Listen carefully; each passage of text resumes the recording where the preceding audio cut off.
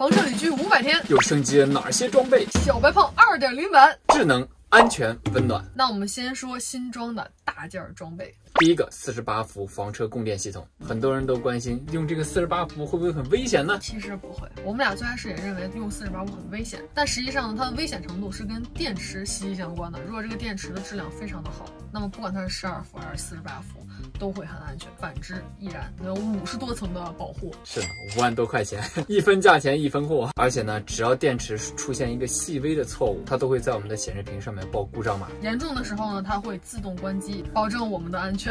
这个电池呢，它是磷酸铁锂电池，即便是用针刺都不会爆。这套系统呢，其实更简单。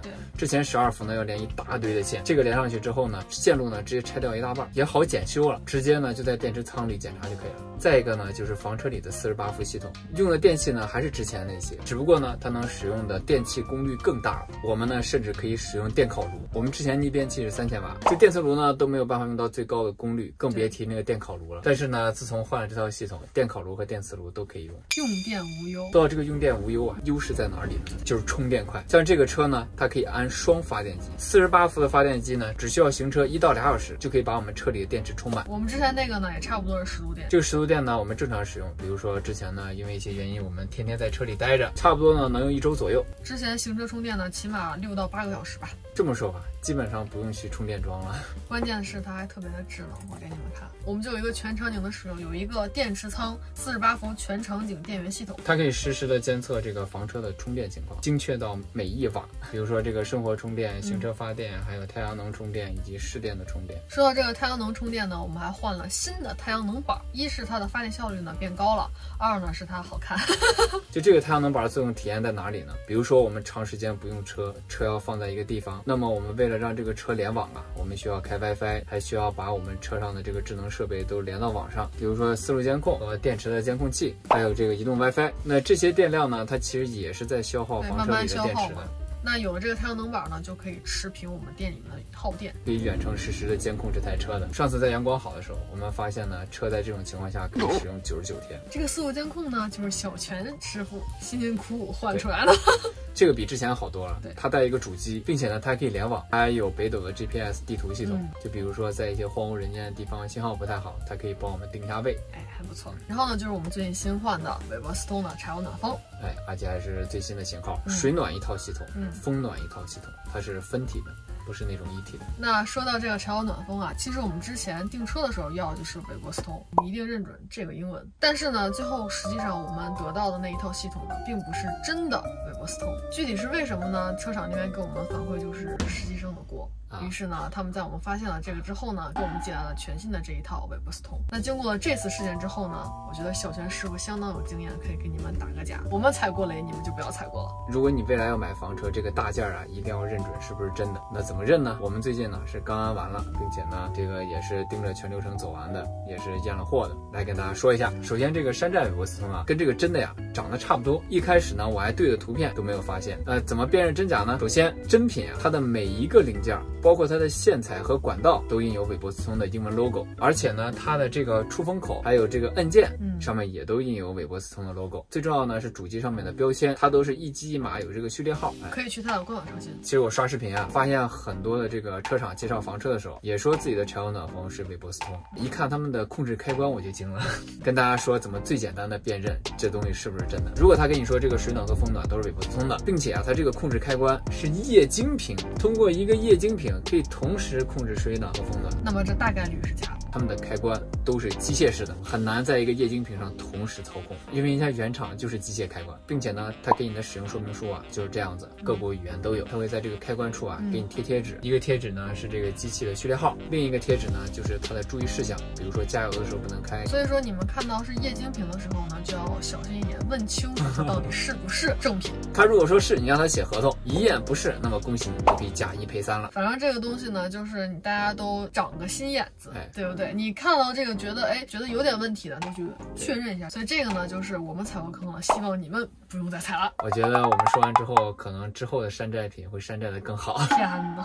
如果你已经有房车，赶紧看一下你的柴油暖风。那真的和假的有什么区别呢？那区别可大了。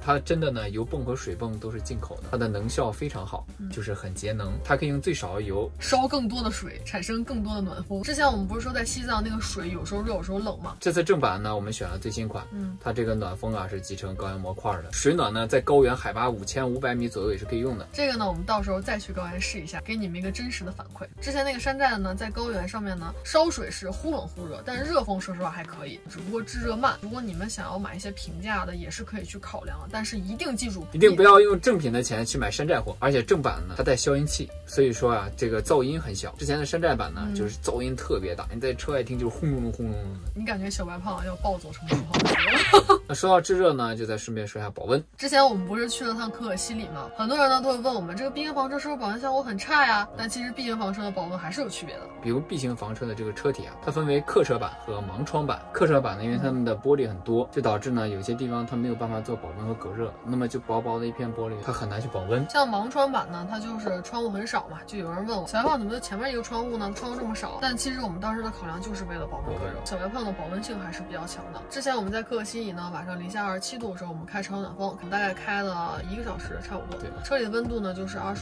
度。那我们晚上睡觉一觉起来，大概7、8个小时之后呢，车里呢就会降到2度左右。那跟室外零下20多度的温差，这个保温效果还是很明显的。就是肯定不是说特别好，但是也不差。然后我们现在用的这个韦伯斯通的柴油暖风，一般呢车厂给 B 型房车配都是配2000瓦的，那么我们呢直接选了4000瓦的，这个制热效率呢就会更快。接下来呢是小泉师傅专场，他又买了一些东西，然后自己倒车的安了上去，有好有不好，各位自行品评啊。第一个呢就是一氧化碳报警器，这个是肯定要有的，之前那个坏了，小泉师傅呢又花了100多块买了一个新的。比如说一旦这个柴油暖风出了问题，一氧化碳泄漏进来了，马上就可以报警。第二个呢就是排风扇的隐私帘，小泉师傅呢花了300多块钱买了一个多美达的隐私帘，然后放在上面。实话实说啊，我觉得有点丑。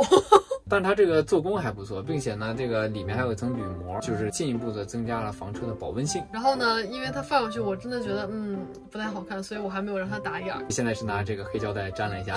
你们觉得要这个隐私帘的扣个1，你们觉得算了丑剧请扣2。我们看一下大家的投票吧。然后我说一下这个多美达的排风扇它有个好处，就是它有很多的扩展模块。我建议大家在房车厂可以买最基础的这个手动款，因为便宜。你要是稍微买一个这个电动雨感的呀，它都敢给你要2、3千。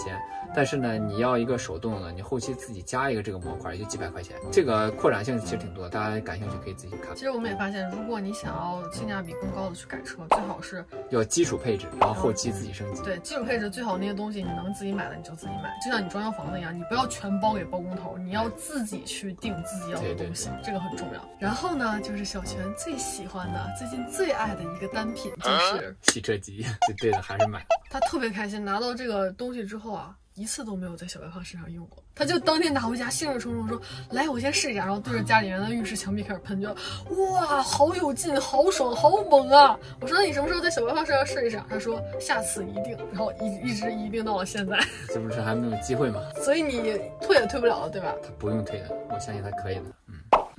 你投币，我投币，小泉败家不倒闭。你点赞，我点赞，小泉败家不狗带。你这些话都从哪儿学的？还有一个我最近觉得比较好用的就是这个绑带，它呢就是只用来回拉就可以把它收得很紧，然后在上面可以挂一些装备。那松的话呢，直接摁一个按钮，一键就可以全部松掉。然后呢，就是小泉师傅的日常维修，给我们小白胖换新的小部件，比如说我们那个摁扣坏掉了，小泉师傅就自己买完安上去。然后这个窗户老拉，把这个窗户绳拉断了，我又重新把窗户修了一下。这么一趟旅行下来，我觉得小泉师傅可以自己做一辆房车。那倒也不太行，但是我可以当房车鉴定师。你们在买房车前可以把配置啊，这个一些东西发我看一下，免费鉴定。希望下周呢，我们就可以继续我们的旅行。好像你上一周也是这样讲的。没有办法呀。当我们过几天能出发后呢，再把这些新设备测评一下，跟大家说值不值得入。哦，对了，还有观众反向安利的雨刮器，小泉还没有安，到时候给你们测评一下。300多块钱，青山不改，绿水长流。观众们，一起开始即将出发的房车手，早安、午安、晚安，拜拜。